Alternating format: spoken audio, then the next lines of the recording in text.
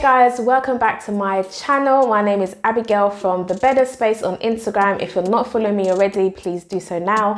I do interior styling, interior design, content creating of lifestyle, DIY, a bit of everything, but my main focus is on interior designing. And if you love that, then you're gonna love my content. Well, I hope you do.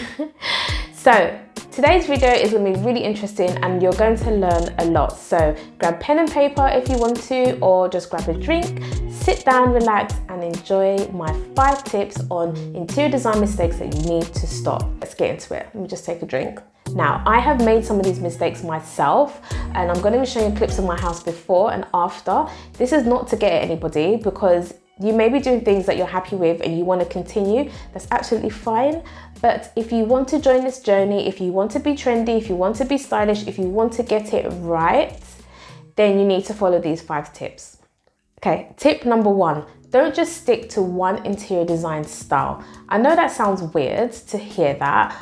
Obviously, you don't want to be just picking random things and just making it look a mess, because I did speak about something like that in my last video.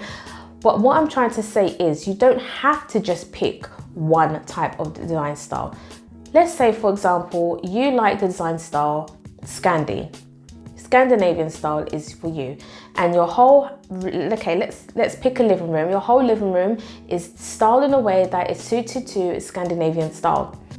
Now, we don't want that because you're home. You want to bring a personal style. You want it to speak a design language that's personal to you. And by doing that, you do not want your living room or any of the rooms to be copy and paste. You want it to be individualized to you. So if you do like the Scandinavian style, that's fine. Predominantly, it would be like that, but add certain elements of other types of styles in there. By certain elements you want to add either aesthetics, certain colors, certain decor items in the room from other types that you like. Bring it in cohesively together and the room will look much more personal to you. From there, going on to tip number 2, if there's a particular design style that you like and there's a brand or a store that has a lot of these items in their store, naturally you would gravitate towards that and you'll be picking items and buying items from there into your home, into your space. However, the mistake is if you stick to one type of store, your house is going to look like that store. Throwing it out there, I don't know. If you love shopping in H&M, which I do, or IKEA, your house is going to look like an IKEA showroom, and I'm sure you do not want that. So when you're picking decor items, don't just shop in one stop. Go to various different types of store and collectively bring it together, and you will see that your home, as I mentioned just before, will be personal to you. You want people to come into your home, or even yourself, just for the place to look very authentic and very well put together. Okay, so now you've done your shopping, you've got your interior design style that you want to go for, or various other types, and you're really executing it now. And now you're kind of layering out the room. Now, this is a mistake that I did that, reflecting back, I understood why I did that, because I had a very awkward shaped room, and if you do have an awkward shaped room, sometimes it doesn't work in your favor, but there's a way of trying to go around it. So the next thing we're going to talk about in point number 3 is your placement of furniture. Very, very important. Now, for example, my room is quite long. So if I was to have, well, I do have a TV, the TV is on the other side of the wall. And if I was to have my sofa on the other side of the wall, there'll be a very big, massive empty space in between. And it's just not personal. It doesn't bring warmth. It doesn't bring collectiveness because it's just too far away. So we initially had a sofa that was a corner sofa, and it was on the corner of, it was placed on the back wall, which I'll show you a clip. Now, sitting there, you had to look this way to look at the TV, and if you had guests, when we had guests over, we had to look this way and kind of look at the guests, and the door was literally right in front of us. The layout was just completely wrong. Now, if you want things to look put together, if you want it to look quite expensive, high-end, luxury, if that's what you're going for, then you need to get it right. And what I would suggest is, if you do have a long room like mine, just split it in the middle. So we've got a sofa, it was a chase sofa. So we put the chase sofa in the middle of the room, so it was a bit closer to the TV. So if we will want to watch the TV, we can actually see the screen. There's a little bit being all the way down the other end. And also if we did have guests, it's a bit more of an intimate space to be in with our guests, and just lounging there. And then we use the back space to put our dining area, but you don't have to do that. You can use the back space for probably a bookshelf, but just use the space wisely, because obviously you don't want the back of the chair to just be a completely empty space as well, because that will not look right. But I'll show you some examples of what I mean and how much better it looks when you do split the room.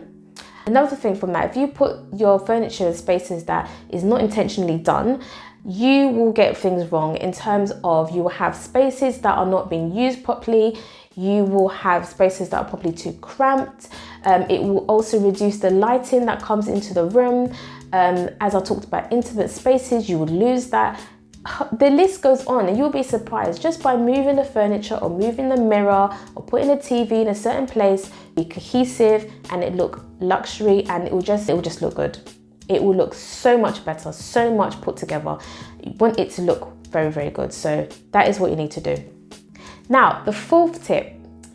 Now, this one to me is funny because I did make this mistake, and I don't regret it. I really don't regret it. We're moving on, we're evolving, aren't we? We're always changing, and moods change, and things that we like change, things that we're into, and there's nothing wrong with that.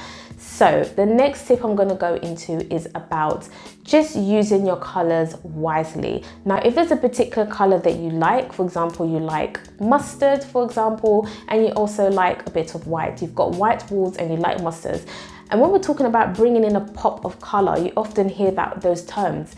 It doesn't mean that everything has to be bland and just bringing that spot of color in there, just bringing in the mustard. No, we don't want to do that. Things need to be balanced, and I can't stress that enough. So, as I said, if you did have a room like that and you just had mustard and whites with a bit of metal in there, like gold, there's no character, there's no warmth, there's no feeling to that. And this is why I said I made this mistake, because if I show you this clip here of my living room, how it used to look like, the navy blue and the grey were having a competition. They were really competing with each other, and I don't know who won. Probably the blue, because it had the blue wall. But you can really see that it's just, it's either or, and there needs to be balance. Possibly within that, I could have added another colour in there, maybe some greenery in there, or just something. It just looked really cold. And you can see now, if I show you a clip of how the room looks like now, even though I have gone with another pop of colour, so to say, a statement colour as my main colour, I have added various other colours in there together, and you can really see the difference in both of them. And I'll show you another example online of how adding in different colours really does, you know, when it does blend together, it does look really, really good. If colour is not your thing and you're very minimal, you like the kind of monochromatic look, you like the black and white, and you just want to keep it very minimal, that is fine. You don't have to put in a lot of colours, but if you are putting some dominant colours like black, just make it a little bit subtle. Just put little bits of aesthetics in there, and add other elements to your aesthetics as well, like stone, maybe a piece of marble, or some other shiny surfaces in there. It will really bring the space together, and it will really make it look classy and well put together, as I keep saying in this video, well put together, because this is what we want to achieve, getting it right. We don't want just black and white, because as you walk in a room, it is going to look a bit, it's going to look a bit overwhelming. Unless you've got a really, really big space and it's not so predominant, then it's absolutely fine. Before the number 5, family portraits. Yeah, I feel like people might say something in the comments. Just be nice. If it's your thing, as I said in the beginning of the video, it's fine. Designate a place in your house where you're going to have that. So, you know, generally some people would probably like it at the top of going up the stairs, which is what I have, or at the top of the stairs, or a landing. If you've got like a nice big wall, then that's fine. And when you're doing it, make it look aesthetically pleasing as well. So you want all the frames to be the same. Do you want your house to look quite high end? Then have like an art piece, original art piece, canvases, prints, and stuff like that. Very, you know, stuff that are quite artistic to be on your walls. Now I'm gonna come a bit closer because the lighting all of a sudden is getting darker, and it's only 3 o'clock. very, very annoying, but I have to continue, and today's the only day I can do this video. So let's carry on. So now I've given you 5 tips, 5 mistakes that you need to stop. And I'm going to give you one more bonus one as a treat.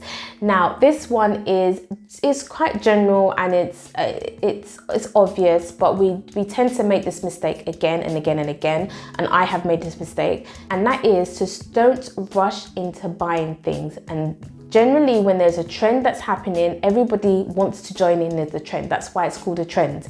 But you have to be careful with that, because if it's something that's not truly you, or it doesn't really fit with your space, and you probably, especially if you're not sure what your design style is, and you moved on from that, is wasteful. You've just literally wasted money. And as I've stressed in my other video, we want to be sustainable, and we want to be economical, don't we? So just don't do that. I know usually when you buy a new place or you're renting a place, you get really excited and you go out shopping and you see things like, oh, I like that, I like that, I like that, I like that. And then you bring it home, and after about a month or so, you're like, oh, I don't like this anymore. And I have made that mistake countless of times, and I don't want you to make the same mistake as well. Just take your time and buy something that is quality, buy something that is sustainable, and something that is not particularly to a particular design style or trend, so that if you've moved on from that, it still works. Now, I hope you enjoyed that. I hope it was useful for you. I hope you learned something, because that's all I want to do on my platform. Now, there's plenty more nuggets of wisdom to share with you guys. There's more tips to come. So please come back. I do videos every Friday for now. So please come back and watch more videos. If you're not following me already, please follow me on Instagram at The Bedo Space. You'll have more up-to-date content on there. I will see you in my next video.